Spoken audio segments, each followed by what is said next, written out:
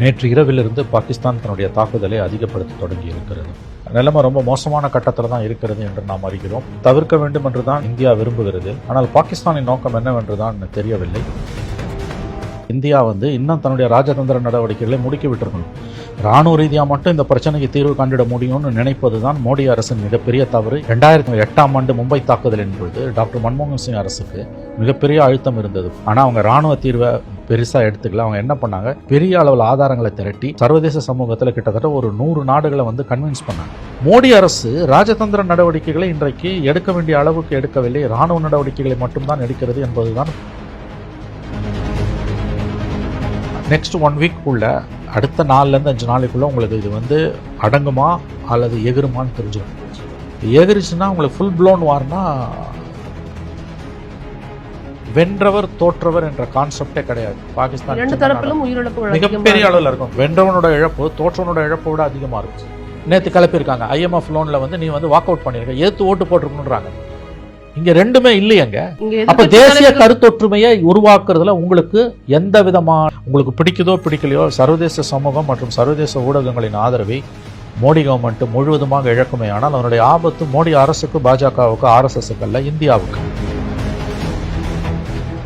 நம்ம பேச வேண்டியது கடந்த 2 நாட்களா ஊடகங்களோட செயல்பாடுகளை எப்படி பார்க்கறது அப்படிங்கிற மாதிரி தான் இருந்தது. ஏன்னா நம்ம தகுந்த ஊடகங்களில் வெளிவர செய்திங்கிறதுனால நம்ம எல்லாம் நம்பணும்.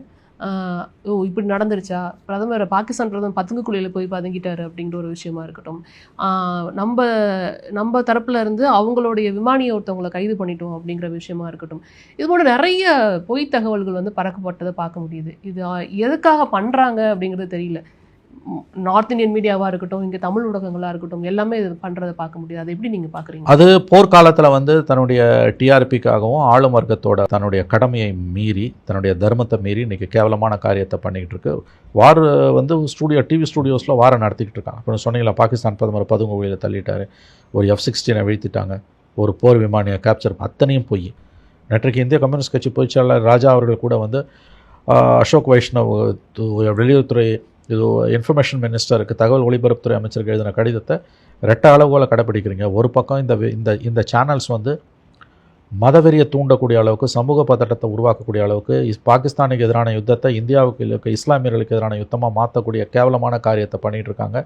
பொய் செய்திகளை பயங்கரமாக பரப்பிட்டு இருக்காங்க. இதெல்லாம் சட்டப்படி தப்பு. இதெல்லாம் நான் ஏற்கனவே உங்களுக்கு சொன்ன மாதிரி காலகாலமாக, ஆண்டாண்டு காலமாக இருக்கக்கூடிய மூதுரை என்பது இதுதான். ட்ரூத் இஸ் த ஃபர்ஸ்ட் கேஷுவல்ட்டி இன் வார்.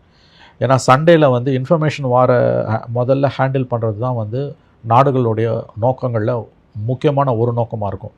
இது அந்த காலத்தில் வெறும் பிரிண்ட் மட்டுமே இருந்தபோது இதை ஒரு விதமாக செஞ்சாங்க. அதை விட அதிகமாக இப்போ ரொம்ப ஈஸியாக செய்ய முடியும் சோஷியல் மீடியா வந்ததால், டெக்னாலஜிக்கல் டெவலப்மெண்ட்டில்.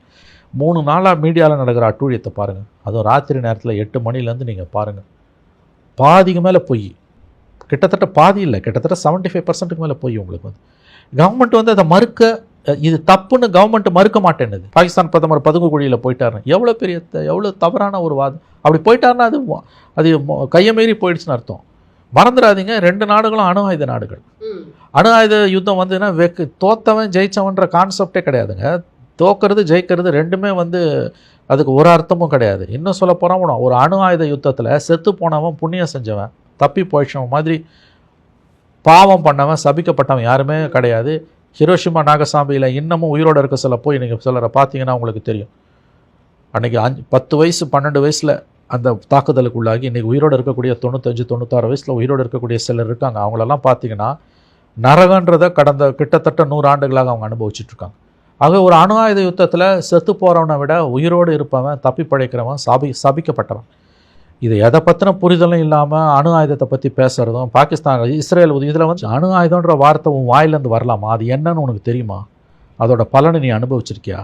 இன்றைக்கி ஹிரோஷிமா நாகசாகியில் உயிரோடு இருக்க சிலர் கடந்த 45க்கு பிறகு, அந்த பாம் விழுந்த பிறகு செத்து போனவங்களோட வரலாறுலாம் நீங்கள் படிச்சிங்கன்னா, அதாவது நம்ம உயிரோடு இருப்பதே நமக்கு தண்டனைன்ற மாதிரியான எண்ணம் தான் வரும். அத்தகைய துன்பங்களை அனுபவிச்சவங்க, தலைமுறைகள் பாதிக்கப்பட்டு இன்னைக்கு, அதாவது அதில் பாதிக்கப்பட்டவங்களோட குடும்பங்கள் இருக்கு இல்லையா, அவங்களுக்கு பிறந்த குழந்தைகள் இருக்கு இல்லையா, அவர்கள் பாதிக்கப்பட்டிருக்கிறார்கள். பல தலைமுறைகளை பாதிக்கக்கூடிய, மரபியல் ரீதியாக பாதிப்புகளை ஏற்படுத்தக்கூடியதும் அணு ஆயுத யுத்தம் என்பது.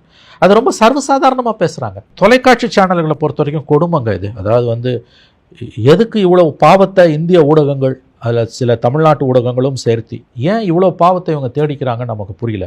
இவ்வளோ பச்சை பொய்யை புழுக வேண்டிய அவசியம் என்ன வந்தது? விடிய விடிய பொய், அதை கட்டவிழ்த்து விடப்படுகிற பொய், இது இன்னமும் பதட்டத்தை தான் உங்களுக்கு வந்து அதிகரிக்கும். நிச்சயமா